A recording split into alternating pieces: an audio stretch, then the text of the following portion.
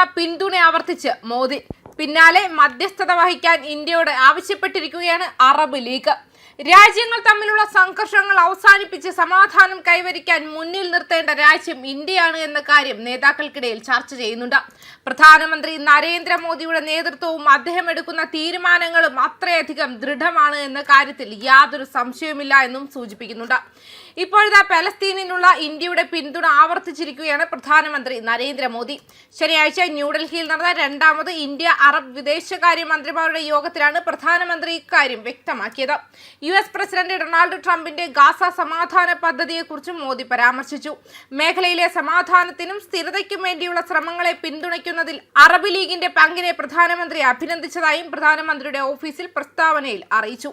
പ്രധാനമന്ത്രി പലസ്തീൻ ജനതയോടുള്ള ഇന്ത്യയുടെ പിന്തുണ പ്രത്യേകം എടുത്തു പറയുകയും ഗാസ സമാധാന പദ്ധതി ഉൾപ്പെടെയുള്ള സമാധാന ശ്രമങ്ങളെ സ്വാഗതം ചെയ്യുകയും ചെയ്തു.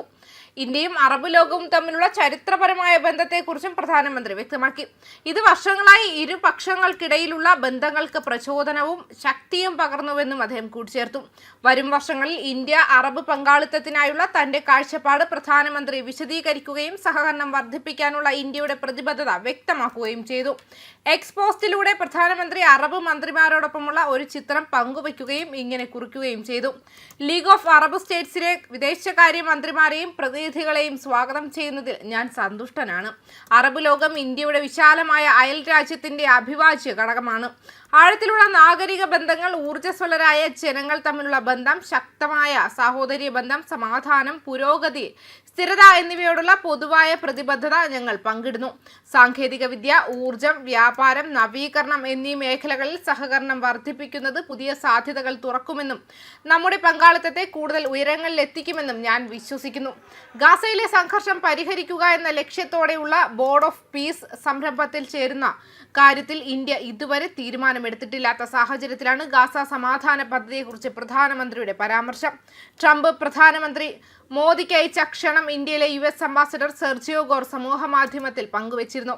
2025 ഒക്ടോബറിൽ ഇസ്രായേലും ഹമാസും ഒപ്പുവെച്ച ഗാസ മുനമ്പിലെ വെടിനിർത്തൽ കരാറിന്റെ രണ്ടാം ഘട്ടത്തിന്റെ ഭാഗമായാണ് ട്രംപ് ബോർഡ് ഓഫ് പീസ് അവതരിപ്പിച്ചത്. ഇസ്രായേലിനും പലസ്തീനും ഇടയിൽ സ്ഥിരമായ സമാധാനം സ്ഥാപിക്കുന്നതിനായി ഇന്ത്യക്ക് മധ്യസ്ഥം വഹിക്കാൻ കഴിയുമെന്ന് പലസ്തീൻ വിദേശകാര്യമന്ത്രി വർസൻ അഖബക്കിൻ പറഞ്ഞു. ഇനി യുദ്ധങ്ങൾക്ക് സമയമില്ല എന്ന് പറഞ്ഞ അദ്ദേഹം സംഭാഷണം, നയതന്ത്രം, അന്താരാഷ്ട്ര നിയമത്തോടുള്ള ബഹുമാനം എന്നിവയ്ക്ക് ആഹ്വാനം ചെയ്യുകയും ചെയ്തു. ഈജിപ്തിലൂടെ സഹായമയച്ച ആദ്യ രാജ്യങ്ങളിൽ ഒന്നാണ് ഇന്ത്യ. വെസ്റ്റ് ബാങ്കിലെ വികസന പദ്ധതികളെ ഇത് പിന്തുണച്ചിട്ടുണ്ട്. മാത്രമല്ല മാനുഷിക തത്വങ്ങൾക്കായി എന്നും നിലകൊണ്ടിട്ടുണ്ടെന്നും അറബ് മന്ത്രിമാരുടെ സംഘം വ്യക്തമാക്കിയിട്ടുണ്ട്. ന്യൂസ് ഡെസ്ക് കർമ്മ ന്യൂസ്.